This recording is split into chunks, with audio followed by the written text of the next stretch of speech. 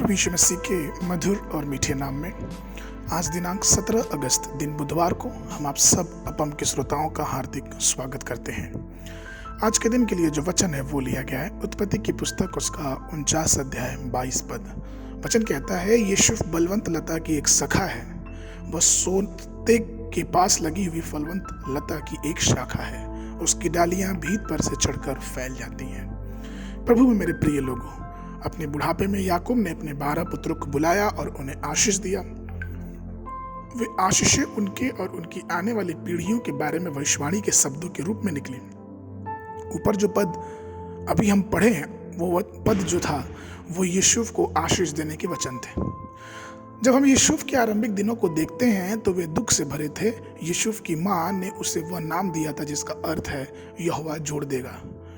उसकी माँ की इच्छा थी कि यूसुफ आशीषित हो और अपनी सीमाओं को बढ़ाता रहे। चूंकि वह अपनी माँ के कई वर्षों के बचपन के बाद पैदा हुआ था, इसलिए सबसे अधिक उसे प्यार किया गया। लेकिन अफसोस की बात यह थी कि जब यूसुफ बहुत छोटा था तो उसकी माँ का निधन हो गया। कम उम्र में माँ का प्यार खो देना कितना ही दुखद है। यूसुफ को अपनी माँ के बारे में सोचते हुए हर समय अपने दिल में कड़वाहट महसूस होती होगी। सिर्फ इतना ही नहीं, यूसुफ के सब भाई उससे डाह करने लगे और उसके साथ कठोर व्यवहार करने लगे।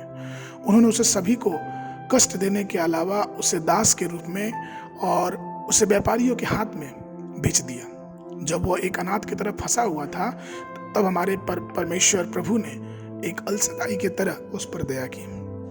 हमारा परमेश्वर वह परमेश्वर है जो अनाथों को माँ के समान प्यार करता है।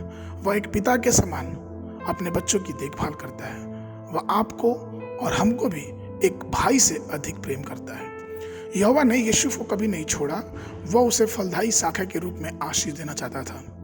वह रात में यूसुफ से बातचीत करने लगा और उसे दर्शन और सपनों के माध्यम से बात करता। एक बार यूसुफ ने स्वप्न देखा कि सूर्य, चंद्रमा और 11 तारे उसके सन्मुख झुके हुए हैं। एक और अवसर था जब उसने यह सपन देखा कि उसका जो पूला है जो खेत में बंधा हुआ है, उसका पूला खड़ा हुआ है और उसके भाई उसको दंडवत कर रहे हैं। परमेश्वर ने यूसुफ को बहुत सुखद सपने दिए जिससे उसको शांति मिली।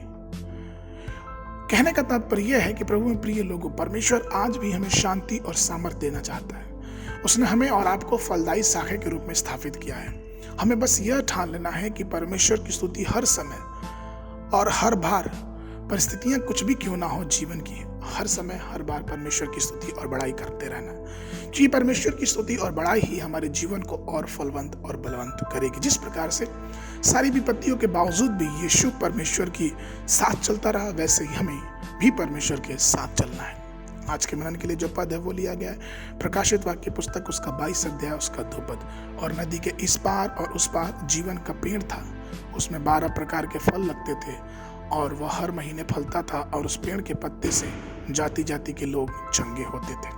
बाइबल अध्ययन के लिए सुबह के समय भजन संगीता 97, 98, 99 और संध्या के समय रोमियो की पुस्तक उसका 16 अध्याय। परमेश्वर आप सबको आशीष देवे।